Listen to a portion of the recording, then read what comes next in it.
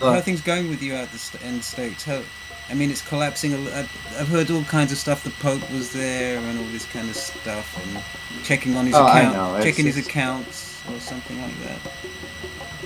actually, I think going back to it might have been Taj Tariq Bey Yeah, who presented that um, mysterious fax that was diverted by accident from the Vatican, yeah, a fax letter. yeah. That's He, right. I saw it on YouTube. He was presenting it to a group of Moors. I They were saw that talking too. about it. That's right. That's right. He was going through it piece by piece, and Yeah, he points out how it was a letter from the Vatican, from the Pope, yeah. and it was only meant for the upper brass of the United States government, the military officials Right. and chiefs of staff, so forth. Hmm. Basically, they were um, flaunting it in the face of the president that um, he has no say Yeah. in anything, nor has any president since the last true Lincoln. president of the Republic, Lincoln. Lincoln. Yeah.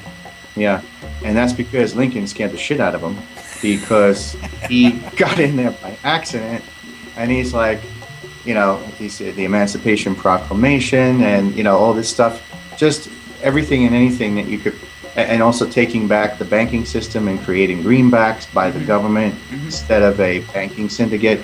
I mean, he put himself, and rightly so. I mean, I would have been right there with him, but he put himself in the same position that Kennedy put himself in, Yeah. Of course. where he was doing the right thing, but aggravating the living hell out of everyone and anyone in the process that was on the opposing team. Yeah.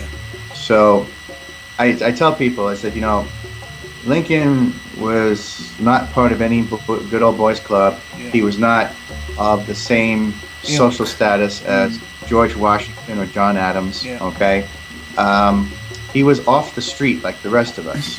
He was, you know, and he got in there by accident because everybody thought, well, he'll never amount to anything. Well, sure enough, Yeah. the people voted, and voila, he became the president, and that changed everything because now the only thing that kept the Southern Masonic lodges at bay Mm. was their relationship with the Northern Masonic lodges, because they were in constant communication with each other behind the scenes Mhm. outside of Congress. Yeah.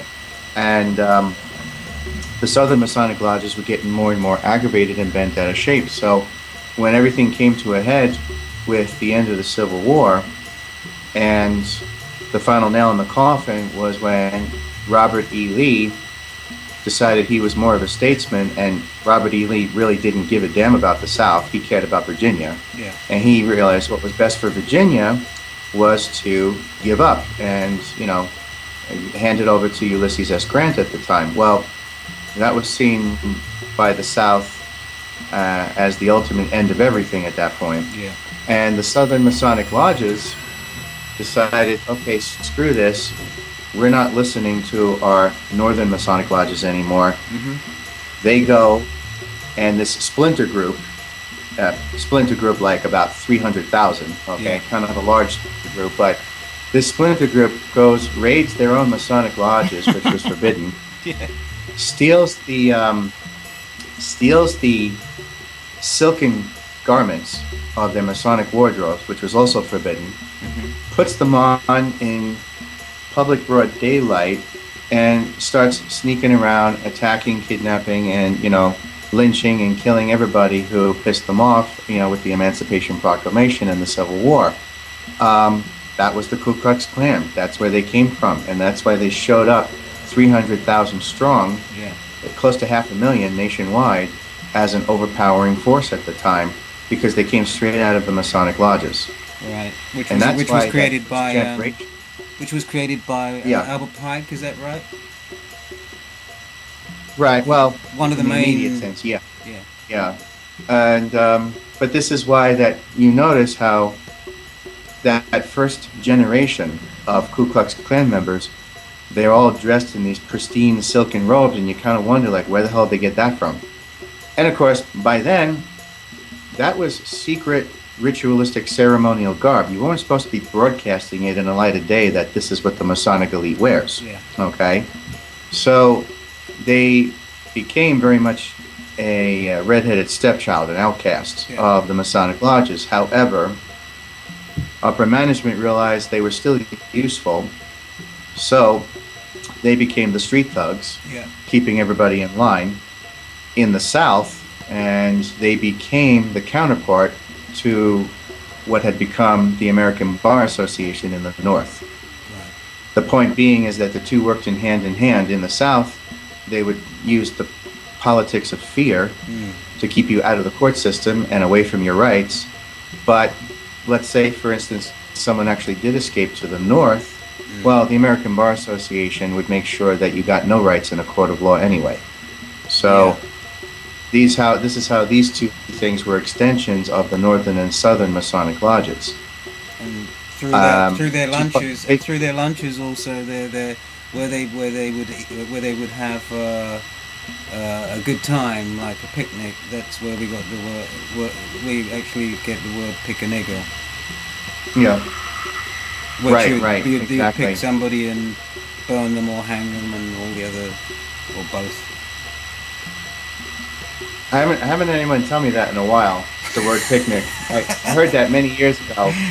I was like, I heard that. I was like, oh yeah, it's been a while since I've heard that explanation. It's kind of once you realize what it really meant, it doesn't really sound so stylish anymore.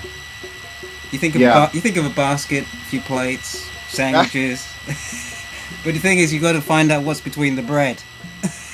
Right. Yeah. I don't think I'm going to eat from this basket. So. No. Yeah. I'll give it a miss. I'll take the ice cream. Yeah. Exactly.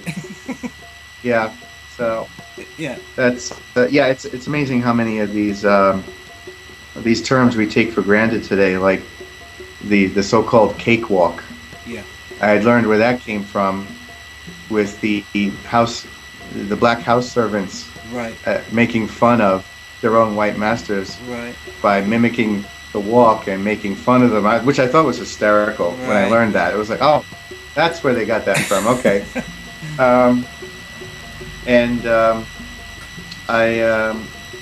I found out where the term red-handed came from. Oh.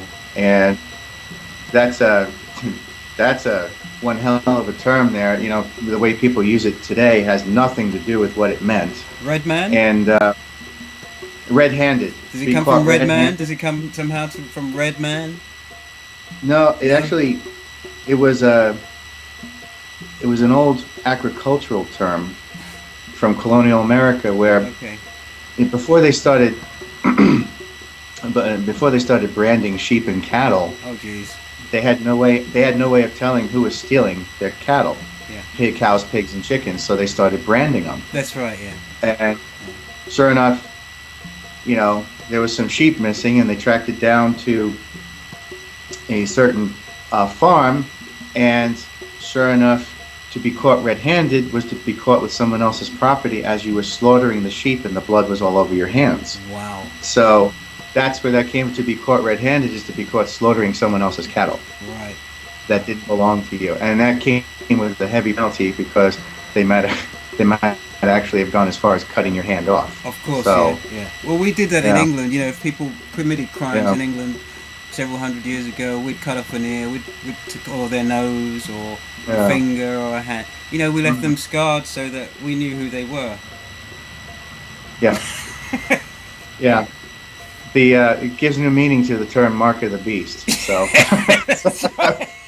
Several marks. Yeah. Yeah, so, it's interesting. But I talk about that in the book too, where these strange terms like angel and devil and God and Satan and mark of the beast and all that, where all those things actually came from and how they got massively misinterpreted over time. And the word shadow as well. How did the term, you know, I get into how did the term shadow government come into existence, because that's also a misinterpreted term.